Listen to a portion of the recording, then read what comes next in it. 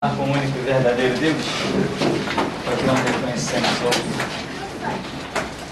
Nosso Deus, Pai Celestial, nós te glorificamos nesta hora, porque o Senhor nos tem sustentado até aqui e nos tem feito caminhar direcionado os nossos passos, e o nosso ser se alegra, pois a tua palavra diz que vale mais um dia nos teus atos que em outras partes 1000. E nós sabemos que desse dia, ó Deus, nós colheremos muitos frutos, ó Deus, até o grande momento de nos encontrarmos com o Senhor face a face. Por isso, capacita-nos a aprender nesta manhã, ó Deus, capacita-nos a sermos libertos, capacita-nos a recebermos o teu favor, a tua graça sobre graça, e que nesta manhã o nosso entendimento se abra de tal maneira, Senhor, que os ímpios e o mundo daqui a algum pouco tempo possa declarar verdadeiramente quem são esses que têm transtornado o mundo, quem são esses que têm aparecido, de onde vieram, como pode, de onde surgiram. Esta ideia estava insepultada, mas eles ressuscitaram, porque o Senhor está vivo, ressurreto ao terceiro dia. Assim capacita-nos a pregoar o teu poder, a tua glória, a tua ressurreição, o teu poder que subjuga todas as trevas. Nesta manhã, Senhor, capacita-nos para que os teus propósitos se cumpram e o teu nome seja glorificado. Em o nome do Senhor Jesus. Amém. Amém. Podem sentar? Nós vamos seguir o nosso estudo aqui, tem uma sequência. Tem um estudo chamado Fé, o Poder do Livre-Arbítrio.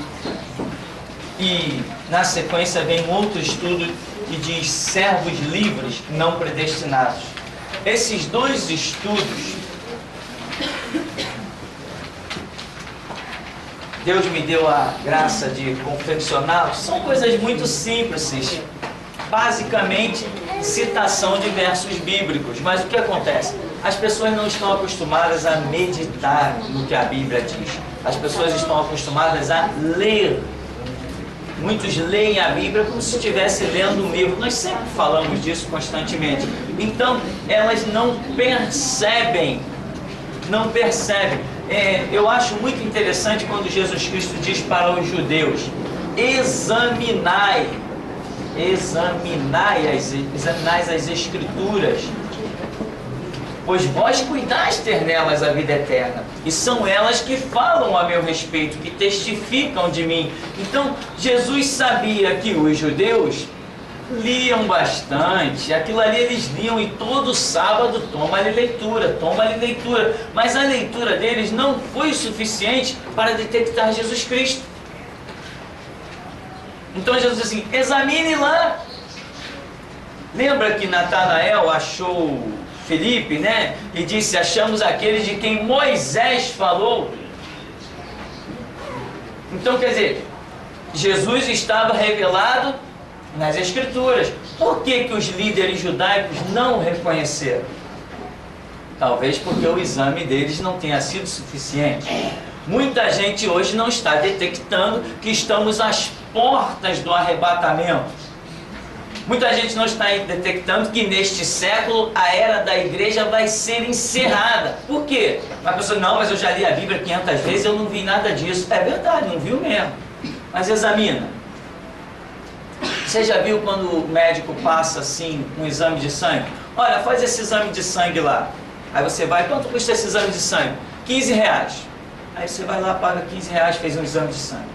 Aí daqui a pouco você chega, o médico passa um outro exame de sangue, por exemplo. Aí você chega: quanto custa esse exame de sangue? R$45. Ué, por que aquele que eu fiz foi 15 e esse aqui, com exame de sangue, é 45? Não, esse aqui está solicitando outras coisas. É um exame mais profundo. Então é empregado outras técnicas. Você pode caminhar por uma rua, meu irmão, e alguém perguntar assim: por onde você veio? Aí você diz assim: eu vim pela Presidente Vargas. Tá. Mas se alguém perguntar: o que você viu lá? Não vi nada, passou carro. Agora outros podem dizer assim: por onde você veio? Eu vim pela Presidente Vargas. O que você viu? Olha, por mim passou uma carreta caminhando, carregando cimento. Por mim passou um carro vermelho bonitão. Por mim teve um cara buzinando. Passou até uma charrete por mim, um cara puxando lá, tocando seu cavalo. O que é isso? É o poder de observação que cada um de nós tem. E todos nós podemos desenvolver este poder de observação. Basta nós começarmos a observar as coisas. Com a Bíblia, a leitura só não é o bastante, como se você estivesse lendo um livro. Então, o que eu faço no estudo Fé, o Poder do Livre-Arbítrio e Servos Livres Não Predestinados? Eu procuro colocar os textos bíblicos que todo mundo conhece, mas eu faço um comentário que é para chamar a atenção das pessoas. Quem não leu João 3,16? Todo mundo já leu João 3,16. E como é que alguém pode ler João 3,16 e acreditar que Pai, Filho e Espírito Santo são apenas um? Porque não houve um exame, houve apenas uma leitura. Como é que alguém pode conhecer João 3,16 e dizer que nós nascemos predestinados? Que o nosso destino já está traçado? Porque ele não fez um exame, ele fez apenas uma leitura. Então, o objetivo é sempre o mesmo, elucidar a Escritura. Então, se você observar por aí, está sendo muito pregada a tal da predestinação. E o mais incrível, fantástico e extraordinário é que pessoas que antes seguiam um evangelho normal, sério, nos últimos anos falaram, não, eu tive contato com fulano, com beltrano, com ciclano, e eu vi que esse negócio de predestinação tem fundamento. Só se for na cabeça do diabo e na dele. Não tem fundamento.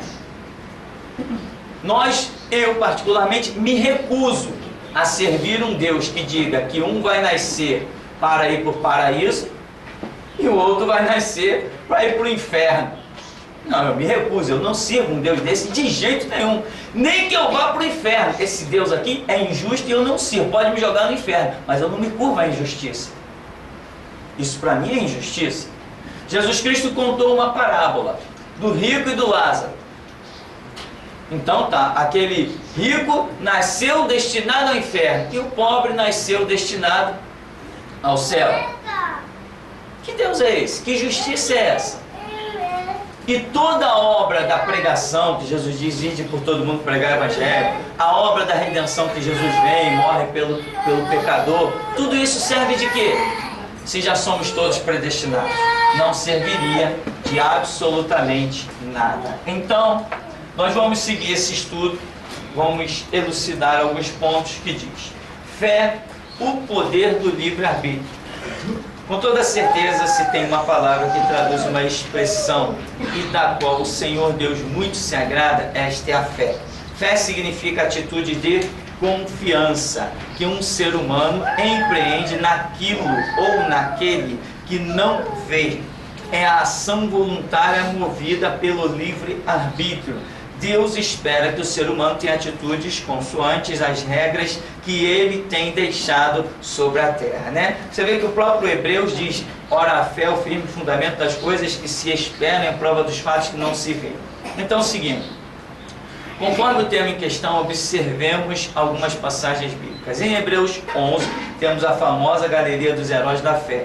Conforme as abundantes passagens deste capítulo, veremos que todos os personagens tiveram que desprender alguma ação ou atitude. Isto demonstra que não eram inertes, nem tampouco predestinados. Então você conhece ali Hebreus capítulo 11, onde nós conhecemos como a galeria dos heróis da fé, né? Que diz, pela fé Noé construiu a arca, ou seja, construiu a arca, ele teve uma ação.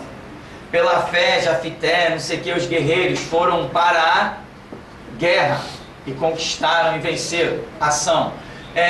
Que mais? Pela fé entendemos, diz Hebreus 11, 3, pela fé entendemos que o mundo, pela palavra de Deus, foi criado. Olha onde entra a fé. A fé vai entrar na minha compreensão, porque ela diz, pela fé entendemos, entendimento, compreensão. E a Bíblia diz que sem fé, a fé ela penetra até naquilo que vai gerar a sua compreensão, o seu entendimento das coisas. Então, sem fé é impossível agradar a Deus. Então, toda atitude que nós temos essa atitude de fé, demonstra que nós somos livres.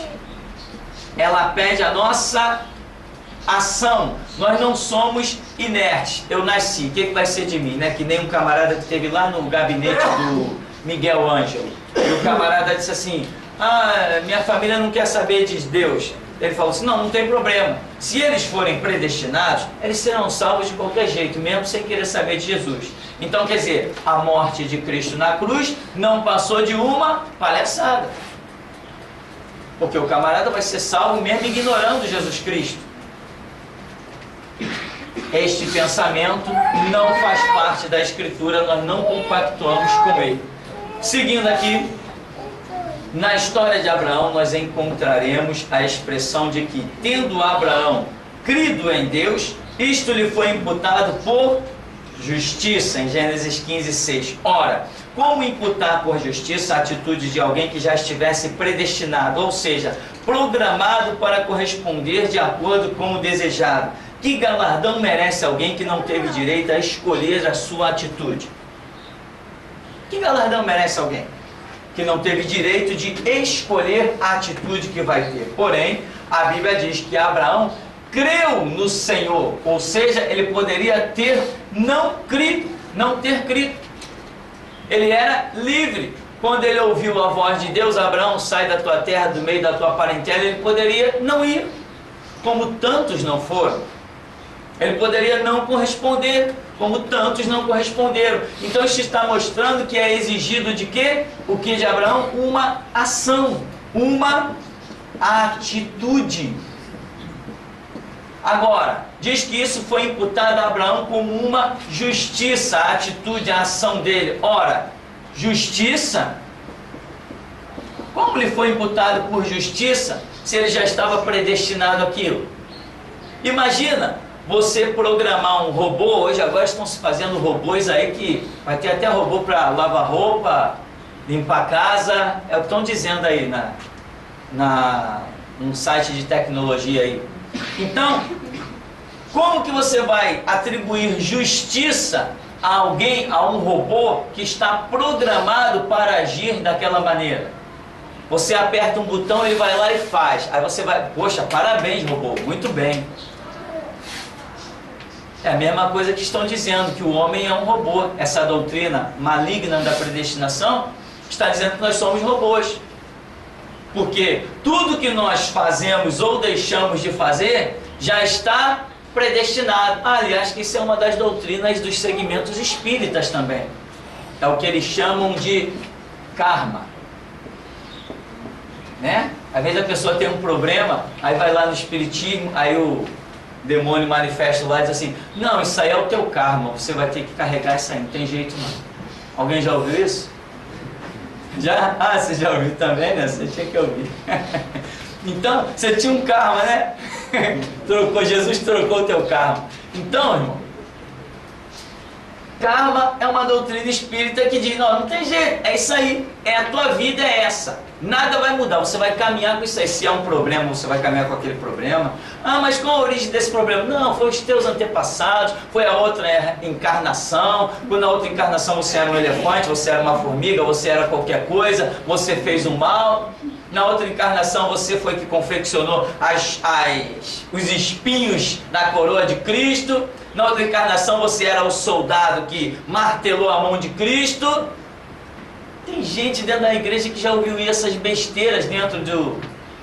Eu conheci um camarada que o demônio dizia que ele tinha sido Alexandre o Grande, só porque o nome dele era Alexandre. E o camarada andava todo bobo, né? Peito todo estufado.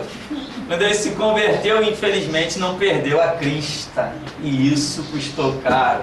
Hoje é um desviado, porque a porta do Evangelho se chama humildade. Cabeça erguida no Evangelho só de Jesus, meu irmão. Nós, não dá certo não. Então, se Abraão teve uma atitude, e a Bíblia diz, foi imputado isso por justiça, ou seja, isso serviu de galardão, de glória pela atitude dele. Qual foi a atitude de Abraão?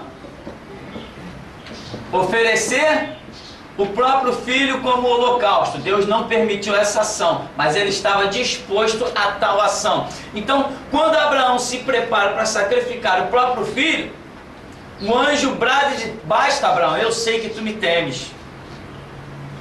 Abraão, que galardão! Como é que Deus poderia dizer para Abraão: basta, Abraão, eu sei que tu me temes? Não precisa fazer isso não. Se ele já estivesse todo programado, predestinado para aquele ato, que glória teria? Hoje Abraão é conhecido como que? Amigo de Deus e pai da fé. Pai da fé? Não, pai da predestinação, então. Que fé? Abraão era pai da predestinação. Foi predestinado a chegar à beira do sacrifício do próprio filho. Não, ele teve sim uma fé, ele teve uma atitude, ele desempenhou uma ação, isto é, fé. Isto provou que ele era livre.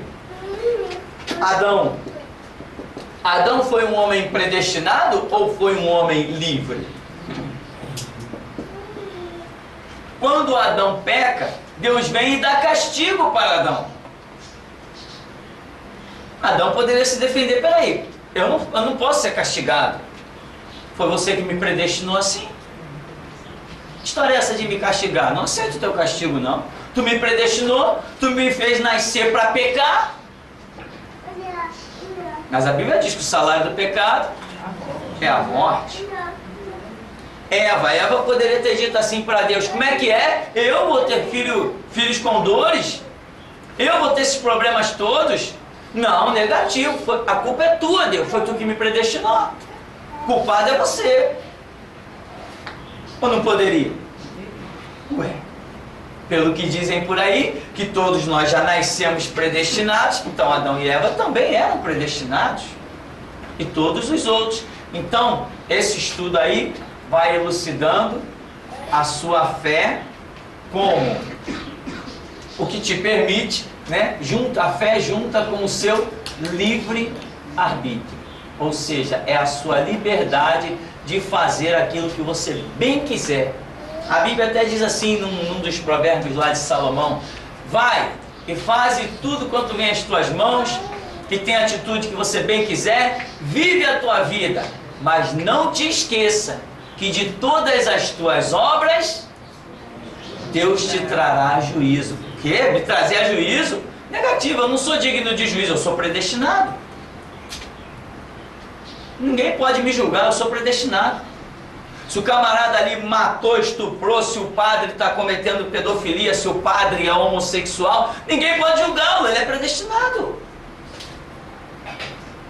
E aí, nós concordamos com esse pensamento? Não. O ser humano é um ser responsável. Por isso somos imagem e semelhança de Deus. Porque Deus cobra a nossa responsabilidade. Deus é predestinado a alguma coisa? Deus é irresponsável? Não. Então, essa doutrina não é apenas uma doutrina humana, muito menos que tenha algum fundamento. Por aqui pela essa igreja passou um jovem que era uma pessoa que estudava muito. Mas, irmão, uma coisa é estudar e outra coisa é ter humildade para receber a revelação. Então, um dia ele foi parar nos estudos lá nos estudos que tinha na internet sobre predestinação. Aí ele voltou dizendo assim para mim: não, eu examinei os estudos sobre predestinação e vi que tem fundamento. Já era. Engoliu um peixe estragado. Tanto engoliu que hoje é um desviado. Completamente desviado. Não tem fundamento. Não tem fundamento. Mas a pessoa acha que por passagens bíblicas que ela não entende, porque uma passagem bíblica, meu irmão, ela tem um negócio chamado contexto. E todos os textos bíblicos em que eu já entrei lá no site daquele servo do diabo chamado Miguel Ângelo, eu entrei no site dele para ver exatamente o que ele diz sobre predestinação. Todos os textos que ele usa são versos bíblicos completamente isolados. ele ignora o que vem antes, ignora o que vem depois. Para completar a história, a desgraça, os versos bíblicos que ele menciona são versos bíblicos ditos por Paulo e por Pedro. Ainda que Paulo e Pedro tivessem pregado predestinação, eu não tenho nada a ver com eles. Meu negócio é com Jesus Cristo. Então, não interessa. O camarada fez um estudo, por exemplo, alguém me trouxe um estudo sobre o sábado. E o camarada passeou em tudo que foi canto da Bíblia e trouxe para mim um estudo imenso sobre o sábado. Depois entrou em contato comigo por e-mail. Eu falei assim, olha, o seu estudo está muito bom, só que você não se fundamentou no Evangelho de Jesus Cristo, nem na pessoa do Senhor Jesus. Eu continuo como discípulo de Jesus e ele não me ensinou a guardar o sábado. Acabou a história. Só que tem pessoas que esquecem que somos discípulos de Jesus, ou seja, eu tenho que fazer o que ele me mandou fazer. Eu tenho que seguir dele o exemplo. Ele é o meu exemplo. Ele ensinou predestinação? Quero ver alguém achar. Então, em Mateus, Marcos, Lucas e João, e Apocalipse, aonde achamos os ensinos de Jesus Cristo, não tem predestinação. Então, por mais que alguém traga o mais belo estudo sobre predestinação, eu quero ver em que ele se baseou. Ah, se baseou em Pedro, Paulo, Tiago, João? Não tem nada a ver com eles. Meu negócio é com Jesus. O que eles disseram é digno de exame para ver se concorda com o que Cristo disse. Se o que os apóstolos disseram não concorda com o que Cristo disse, pega o que os apóstolos disseram, joga na lata do lixo e fica com o discipulado de Jesus Cristo. Esta é a visão do Evangelho. Aqui diz ainda, muitos se enganam quando leem que Deus é o autor e consumador da nossa fé. Isto não significa que Deus tenha criado a fé em nós, mas sim que Ele tenha criado um meio, redenção no sangue de Cristo, para desenvolvermos a nossa fé. Pois quem tem fé tem-na em algo ou alguém. Deus nos proporciona toda a condição para crermos. Por isso é que o Evangelho de João revela que o Espírito Santo busca nos convencer do pecado, da justiça e do juízo. Ora, se busca nos convencer, está claro que não somos predestinados. O Espírito Santo trabalha, mas a decisão é nossa, pelo nosso livre-arbítrio. Veja bem, João escreve que Jesus Cristo disse, lá em João 16, que o Espírito Santo viria e nos convenceria do pecado, da justiça e do juízo. Então, qual é a obra do Espírito Santo? É guerrear conosco para nos convencer alguma coisa. Mas se eu sou predestinado, o Espírito Santo está perdendo o tempo dele? Ou porventura poderia ele quebrar a predestinação que Deus determinou desde a criação do mundo? Então a Bíblia começa a entrar em choque quando essa doutrina começa a ser anunciada, mas as pessoas parecem que têm um ego muito grande, né? O camarada passa debaixo de um viaduto, vê aquelas pessoas morando naqueles desfavorecimentos, naquelas humilhações sociais que sempre existiram e sempre vão existir enquanto o mundo for mundo, mas o camarada passa no seu carrão de peito esticado, eu sou predestinado. Eu nunca vou morar debaixo de um viaduto, eu sou predestinado. Se a predestinação dele mudar, daqui a pouco ele está frito. Né? Sou predestinado porque tenho dinheiro. Como é bom pertencer à igreja dos predestinados. Vai tocando sua carreta, seu BMW, né? Isso é o ser humano, né? Às vezes, por exemplo, um caso na cidade, tá vendo que a pessoa lá, infeliz, né? O cara olha para o mendigo e diz assim, infeliz, poxa, também, né? Já nasceu para aquele propósito. É mesmo desgraçado. Tem certeza que o cara nasceu para aquele propósito? Nasceu não. Tem muito mendigo aí que já virou príncipe de Jesus Cristo, que tem feito obras muito maiores que muitos ricos. Então não tem predestinação. Jesus Cristo veio para mudar a vida do ser humano. Jesus Cristo, a Bíblia diz que Ele é o Cordeiro de Deus que tira o pecado do mundo. Ele muda as nossas vidas, Ele transforma. Predestinação não é só uma visão humana, é uma visão satânica que joga a pessoa no comodismo. Quantas pessoas eu conheci da igreja desse Miguel Ângelo? Igreja não, que aquilo é um templo de Satanás. Se tem Jesus lá, eu desafio amanhã não estar vivo. Quantas pessoas eu conheci daquele lugar lá? Quantas? Não, irmão, esse negócio de pregar evangelho não precisa pregar, porque as pessoas já são predestinadas. Se elas tiverem que se converter, elas vão se converter mesmo. Ora, mas o próprio Paulo diz assim: como ouvirão, se não há quem pregue? Eles se baseiam em Paulo para pregar a predestinação, mas o próprio Paulo está dizendo: como ouvirão se não há quem pregue? E essa raça diz o quê? Não precisa pregar. É besteira, porque as pessoas que têm que conhecer o evangelho vão conhecer mesmo, e quem não tem que conhecer não vão conhecer mesmo. Pois eu gostei muito que alguém me pregou quando eu estava batendo cabeça lá para o tranca-rua. Você não gostou também que alguém te pregasse o evangelho? Você não gostou de ouvir, seja no rádio, ou na TV, ou um folheto, ou um CD, sei lá, Deus trabalhou de alguma maneira, mas usou alguém, não usou? Então essa é a realidade. Não existe predestinação no Evangelho de Jesus Cristo. Eu quero deixar claro, isto para mim não é apenas um pensamento humano. Isto é uma doutrina satânica copiada dos terreiros de macumba, copiada das doutrinas kardecistas. É isso que é esta doutrina da predestinação. Ela visa jogar o ser humano dentro de um comodismo e pronto, a pessoa está ali satisfeita. Eu estou dando meu dízimo, aí todo mês, esse mês eu já cumpri com a minha obrigação. O miserável é um inútil, não lê uma Bíblia, não prega para ninguém, não faz uma oração, mas acha que deu dízimo, acha que comprou Deus.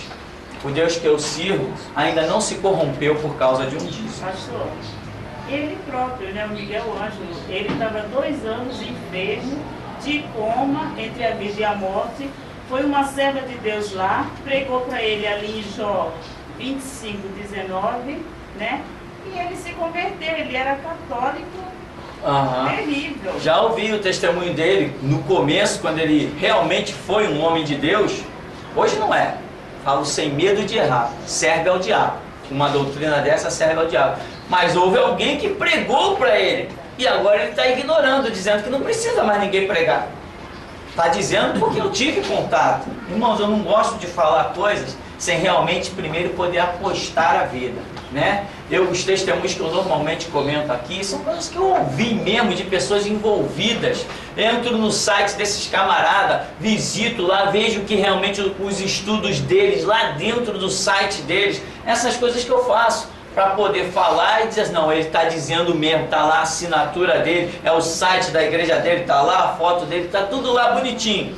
Então, predestinação não faz parte do Evangelho de Jesus Cristo. E o Espírito Santo veio para nos convencer. Se ele nos convence de alguma coisa, significa que ele vai mudar a nossa história. Se nós dermos ouvido, porque a Bíblia diz, se ouvirdes a voz do Espírito, não endureçais os vossos corações. Endurecer o coração? Mas eu sou predestinado, eu não tenho nem que endurecer, nem que amolecer. Não, a Bíblia diz, não endureçais. Significa que eu posso resistir ao mover do Espírito Santo. Por quê? Porque eu tenho o livre arbítrio.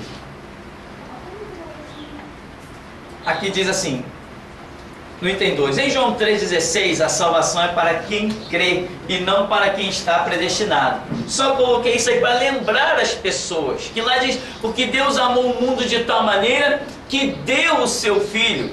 Deu para quem? Para os predestinados? Deu o seu Filho unigênito para que todo aquele que nele crê é a atitude de fé, confiança, não pereça, mas tenha a vida eterna. Deus deu Jesus Cristo, ou seja, nós entendemos em João 3,16 que o ser humano está a caminho do abismo. Então, Deus deu o seu Filho para que todo aquele que nele crê não pereça, mas tenha a vida eterna. Então Jesus Cristo vem para mudar a história do homem. O homem está a caminho do abismo, Jesus Cristo é dado para mudar a história do homem.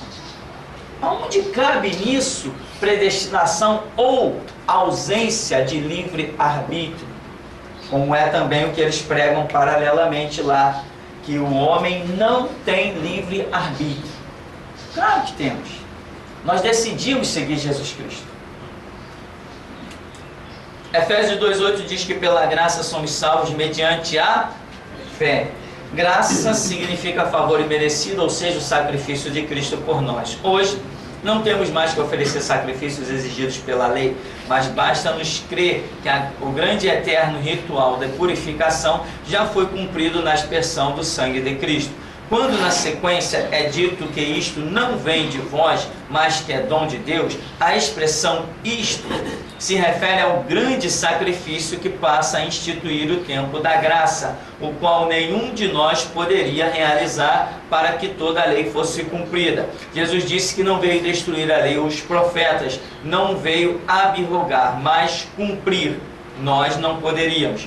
Por isso, estamos no tempo da graça, ou dispensação da fé. Ele fez tudo por nós. Daí o Senhor Jesus declara que, se tu creres, verás a glória de Deus. Use seu livre-arbítrio e creia, né? Então, ele mesmo disse, se tu creres, ou seja, nos é dada a condição para crer, né? Como vimos no verso anterior, Jesus Cristo é o autor e consumador da nossa fé, ou seja, ele começou uma obra e a terminou, uma obra de redenção da humanidade.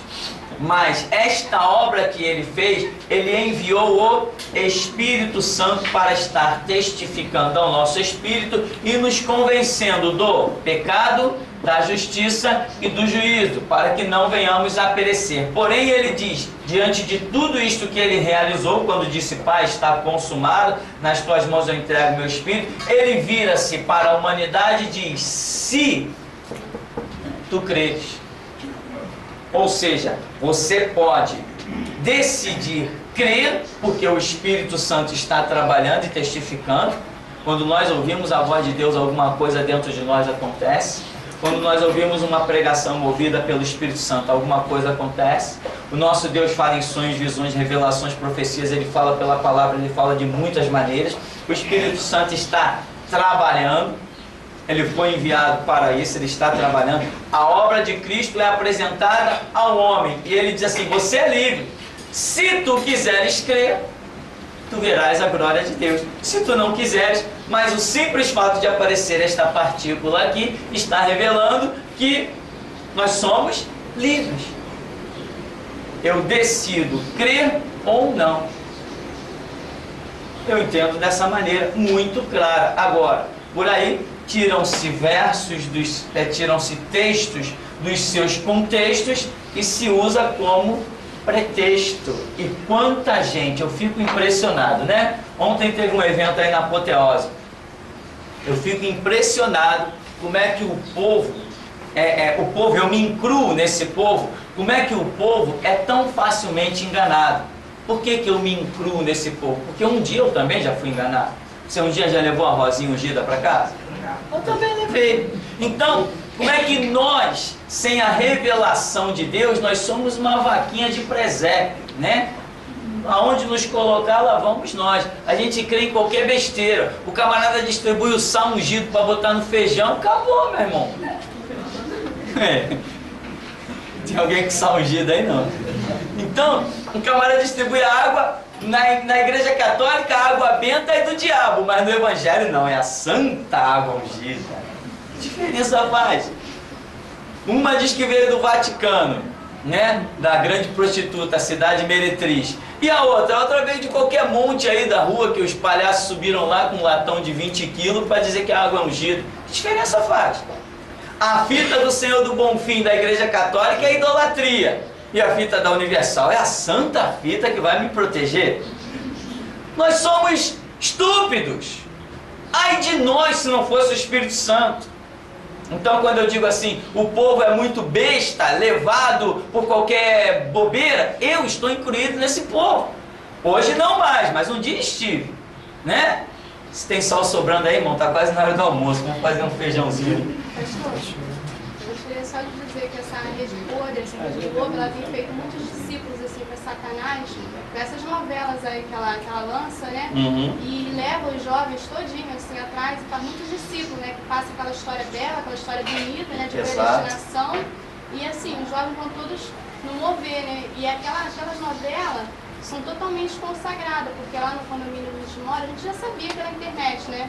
Mas tem pessoas que trabalham na Rede Globo e eles falam que lá tem um centro de macumba lá dentro, do tamanho de um campo de futebol até maior, né? E aqueles artistas todinhos, antes de entrarem em cena, eles vão lá e oferecem suas podridões lá pro diabo lá, e já vão com aquele intuito mesmo, de influenciar a cabeça dos jovens na sala, né? Então, na hora deles ir para a igreja, que é 6 e pouco da tarde, que está passando a novela, as crianças estão lá na frente da televisão, aprendendo o quê? Espiritismo dentro de casa. Né? E depois eles vão falar, não sei porque eu não quero ir para a igreja, né? Mas aprender o espiritismo na sala de casa, todo dia, né? Exatamente. O que acontece? Até nesse ponto eu quero comentar um fato que está acontecendo com o nosso próprio ministério. O que acontece? As novelas, a mídia, está na mão de manipuladores. Quem já viu aquele DVD Illuminati, que o pastor faz um monte de denúncia, né? Nós já temos conseguido colocar esses DVDs na mão de alunos, na mão de professores.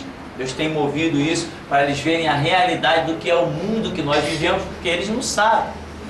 Deus nos tem revelado que o mundo está totalmente manipulado. Por isso que a Bíblia diz que nós somos igreja, ou seja, chamados para fora de um sistema. Jesus Cristo disse, olha, eu com o meu sangue vos comprei. Vós não sois do mundo como eu do mundo não sou. Ou seja, nós não temos que acompanhar as mesmas coisas que o mundo acompanha. Está cheio de crente perdendo tempo diante da novela e não faz mais uma oração durante o dia. Meu irmão, não tenho nada contra a novela nem contra a vida de ninguém. Eu sou um pregador do Evangelho, eu prego aquilo que eu acho melhor diante do meu Deus. E Ele me julgará um dia. E eu não aceito o julgamento de homens. Os homens que me julgam entram por aqui, saem por aqui. Entendeu? Não quero nem saber quem me julga, quem me acha bonito, feio, bom ou mal. Não estou nem aí. Eu sigo Jesus Cristo. Se eu ficar de pé, fiquei. Se eu cair, caí. Mas o meu coração é dele. Ele sabe disso. Se eu tiver errado, eu vou morrer errado na minha sinceridade, mas não na minha maldade. Então, o que mais tem hoje, dentro das igrejas até de cristãos, é um segmento de novela horripilante. Aí o camarada coloca lá uma artista interpretando os muçulmanos ou interpretando a Índia. Meu irmão, pode porventura vir alguma coisa boa da Índia ou dos muçulmanos? Mas põe lá uma jovem bonita, muito bem vestida, uma cena de apaixonado e um fundo musical brilhante, as melhores roupas, o melhor cenário, e está cativando um monte de gente. Está arrebanhando um monte de gente que poderia estar aprendendo Bíblia, está aprendendo novela. Aí quando chega no colégio, quando chega na faculdade, quando chega no trabalho, viu o capítulo de onde o justo, o cristão, está participando do mesmo papo que os ímpios. Está na mesma panela. Aí depois eu vou ver a glória de Deus. Que Deus! E que glória! Por exemplo, o nosso site foi tirado do ar. Quem chegou a ver? Algumas pessoas viram. Então, o nosso site foi tirado do ar. Por quê? Porque nós não pregamos a mesma coisa que prega o mundo. Eles tentam nos excluir, mas não vão conseguir. A gente dá um jeitinho, a gente volta lá. Para isso nós fomos treinados, para ninguém deter a obra. E se tem um movimento em que nós saímos do ar, Deus tem um propósito. Espera a volta. A volta vai ser sempre como foi, 10 vezes pior, né? O caminho do retorno, nosso retorno, Jesus vem com força dobrada sempre. Então, o nosso site foi tirado do ar. Por quê? Estamos denunciando a pedofilia do islamismo, denunciando um monte de coisa. E outro detalhe importantíssimo: se o nosso site foi tirado do ar, isto significa que a Microsoft no Brasil também já está corrompida. Se eles que são o provedor, o dono lá do site, se eles aceitaram tirar o nosso site do ar, significa que a própria Microsoft no Brasil já está corrompida. Porque eles deveriam dizer assim, não, liberdade de expressão é para todo mundo. É crime? Não, não é crime. Pode acusar o camarada? Pode prendê-lo? Pode? Não, não pode, então deixa o site dele no ar. Se ele tem algum problema, que a polícia vai lá, tá lá o endereço dele, tá lá o telefone, tá lá tudo meu, tá lá. Por que eles não vieram bater na porta para me prender? Não, vamos calar esse cara, tá falando demais. Vamos tirar o site dele do ar. A Microsoft é apenas um segmento de Satanás sobre a terra. Então, nós estamos trabalhando, vamos voltar lá de novo. E eu vou ver se eu consigo montar um provedor nosso. Vamos em busca disso. Se Deus nos der um recurso e nós montarmos algo nosso, a gente bota lá e quero ver quem tira. E quero ver algum policial me ligar para dizer que tem que tirar. Você entra lá, vai lá e tira. Bom, então, só deixando esse detalhe, nosso site foi tirado do ar, mas a gente volta. Veja bem, foi tirada aquela fachada, o grito da meia-noite, mas o conteúdo continua todo armazenado lá ainda, porque nós armazenávamos em sites escondidos, né, vamos assim dizer, e botamos aquela fachada para as pessoas terem um acesso. Mas tem muita coisa lá ainda que pessoas estão descobrindo e acessando. Então, televisão, jornal. Quem são os donos dos jornais? São os mesmos donos da televisão. Quem são os donos da rádio? São os mesmos donos da televisão. Nós temos a Band como televisão. Temos a Band News, tanto em AM quanto em FM, que é da mesma televisão, é do mesmo dono. Nós temos a Globo, nós temos o Jornal Globo, nós temos o Jornal Extra, não sei se foi vendido. O Extra foi vendido? Não. Mas enfim, era tudo da mesma emissora. Nós temos a Rádio Globo, temos em AM e FM rádios que pertencem à mesma emissora, a Globo. Nós temos a Rede Record, que também serve a Satanás. Não interessa se está mostrando Bíblia, falando de Jesus ou mostrando falsos testemunhos. A Rede Record é mais uma empresa a serviço de Satanás, né? Onde inclusive garotas de programa aparecem lá na madrugada. Eles compraram o Jornal do Dia, sabia? Compraram um dia, então quer dizer, compraram um dia, já tem a Folha Universal. A mídia no mundo pertence ao diabo. A mídia no mundo pertence ao diabo. Então, irmão, de um modo geral, o mundo jaz no maligno. Nós estamos aí numa luta e nós não somos destruídos, reduzidos a pó, porque verdadeiramente só o Senhor é Deus. Se não for ao Senhor, ora diga a Israel, há muitos nossos inimigos já nos teriam destruído. Então, na sequência aqui, diz no item 4, Hebreus 11:6, diz que sem fé é impossível agradar a Deus. Ora, se eu agrado a Deus com a minha fé, significa que o desagrado na falta da mesma. Contudo, se eu não tivesse livre-arbítrio, nenhuma das situações seria uma realidade. Por exemplo, a Bíblia me exalta quando diz que eu tenho fé, porque ela diz que sem fé eu não agrado a Deus. Ou seja, sem fé eu desagrado a Deus. Então Deus gosta que eu exerça fé. Mas se eu tenho fé e agrado a Deus, isso significa que eu tive o livre-arbítrio, a liberdade para exercer a minha fé. Isso significa que eu não estava predestinado. Por quê? Porque Deus está honrando a minha atitude de fé. E aí vem vários versículos bíblicos, por exemplo, Hebreus 10:38 diz que o justo viverá da fé. Ele não está predestinado, ele vai viver da fé. E fé nós já vimos que é uma atitude fundamentada na Escritura. E diz, se ele recuar, Deus não terá prazer nele. Ou seja, se ele recuar, quer dizer que eu sou livre para recuar. Eu tenho liberdade para recuar. Eu não sou, a Bíblia nunca me trata como um predestinado.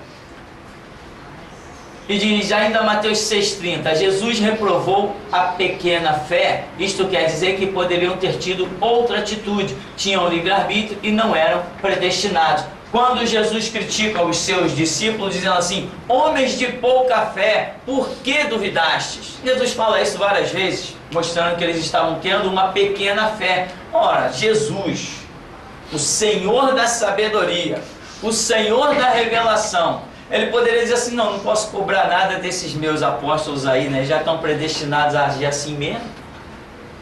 Ao contrário, Jesus exaltava a atitude de fé e Jesus discriminava a pouca fé, mostrando que eu sou livre, eu poderia, ou seja, os discípulos, os apóstolos, poderiam ter agido de forma diferente, caracterizando a sua liberdade e nunca jamais a sua predestinação.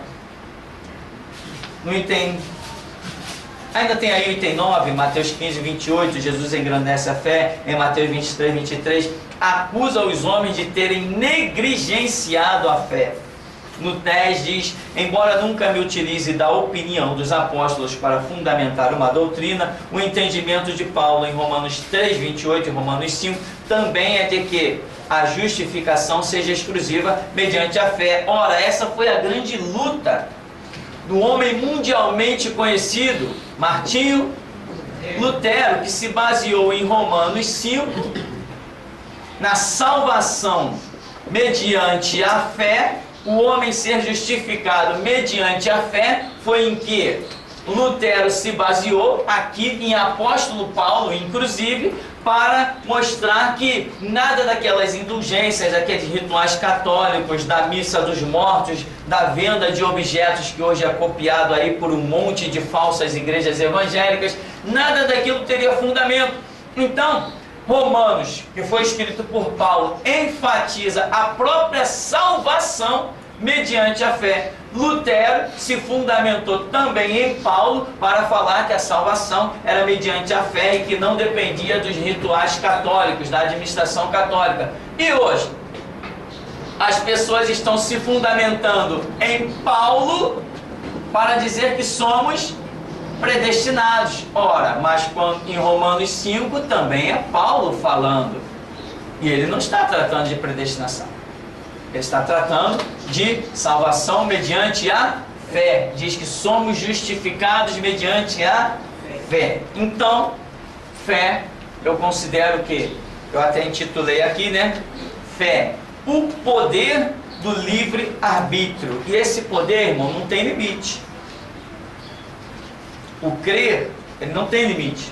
Tanto que o próprio Paulo diz que cada um anda segundo a fé que alcançou, né? Uns podem ter a fé que Elias teve, outros vão ter somente a fé que Nicodemos teve, só de ir lá e levar uns bálsamos para o sepulcro, tal, aquela coisa assim. Outros podem ter a fé que Pedro teve, de a sua própria sombra curar enfermos, etc, etc. A sua fé é tanto quanto mais o seu entendimento e confiança em Deus existirem. Bom, existem centenas de passagens bíblicas que enfatizam a fé e livre-arbítrio em detrimento da predestinação, mas logicamente não temos tempo para expô-las, né? Então aí você vai ver no final que eu escrevo: Jesus nos mandou pregar o Evangelho. E aí eu vou terminar só enfatizando essa questão do Evangelho. Quando Jesus Cristo disse assim: ide por todo mundo e pregai o Evangelho. O que é Evangelho? Esse é um dos problemas fundamentais da igreja. A igreja não sabe o que é Evangelho. Irmão, Evangelho tem várias traduções para essa palavra. Uma das principais são as boas novas, ou seja, novas notícias de salvação, porque houve uma mudança de dispensação, não é mais a lei, agora é a graça, não tem mais que oferecer sacrifício, tem que crer no sacrifício que foi feito, que é Jesus Cristo. Então, Evangelho é aquilo que Jesus nos ensinou.